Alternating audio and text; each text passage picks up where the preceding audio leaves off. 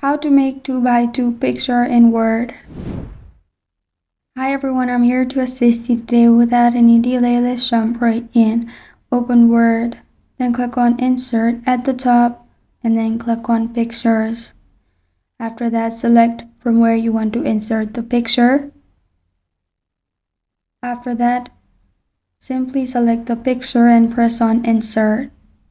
After that, a picture will be added on Word.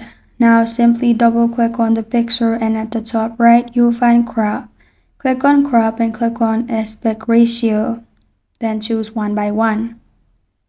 After that, simply click on enter and your picture will be cropped. After that, again click on the picture and on the top right you will find width and height. Simply make it 2x2 and you're good to go. This is how to make 2x2 picture in Word.